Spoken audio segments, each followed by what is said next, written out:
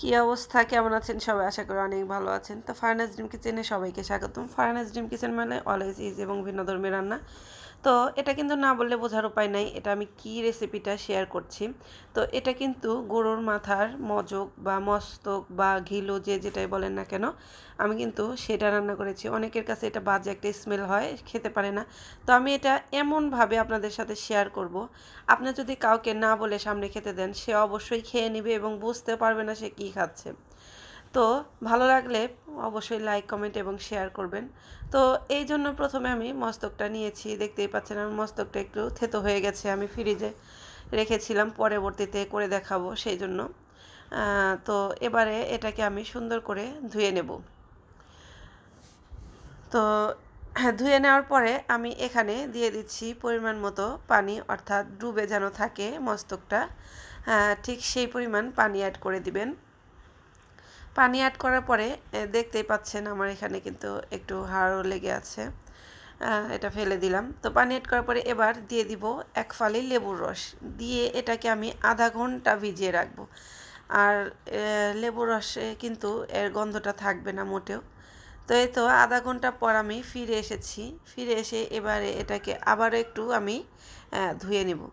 এবারে একটা কড়াইয়ের মধ্যে দিয়ে দিচ্ছি আমি বেশ কিছুটা পেঁয়াজ, অবশ্যই পেঁয়াজের পরিমাণটা বেশি রাখতে হয়, এবং দিয়ে দিচ্ছি পরিমাণের চেয়ে বেশি কাঁচামরিচ, কারণ এটাও কিন্তু বেশি রাখতে হয়।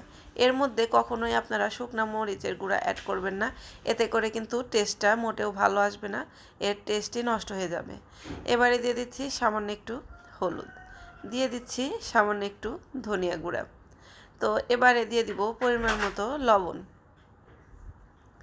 তো এবারে সবগুলো দিয়েছি, এবারে সুন্দর করে আমি এটাকে মাখিয়ে নেব।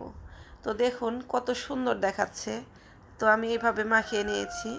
এবার যে কাজটা করতে হবে সেটা হচ্ছে এই মস্তকটা এর ভিতরে দিয়ে দিতে হবে, দিয়ে সুন্দর করে হাত দিয়ে কচলিয়ে কচলিয়ে এর সাথে একদম সুন্দর মিহি করে নিতে হবে। তো এই তো এইভাবে করে নেবেন। এবারে উপরে দিয়ে দিচ্ছি বেশ কিছুটা সয়াবিন তেল, অবশ্যই কৃপণতা করবেন না, সয়াবিন তেলের পরিমাণটা একটু বেশি লাগে। তো এবারে চুলার জালটাকে অন করে এটাকে অনবরত নাড়ব। তার আগে আবারও দিয়ে দিচ্ছি এক ফালি লেবুর রস।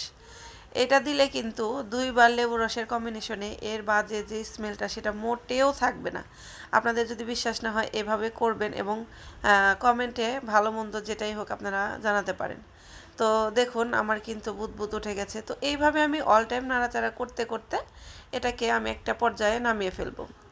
তো আমি এই যে নাড়াচাড়া করে নিচ্ছি। তো এই যে এরকম পর্যায়ে হওয়ার পরে আমি নামিয়ে ফেলেছি। দেখুন এটা কত সুন্দর দেখাচ্ছে, আর এটা কিন্তু দেখে মনে হচ্ছে না এটা মস্তক ভাজি। ভালো লাগলে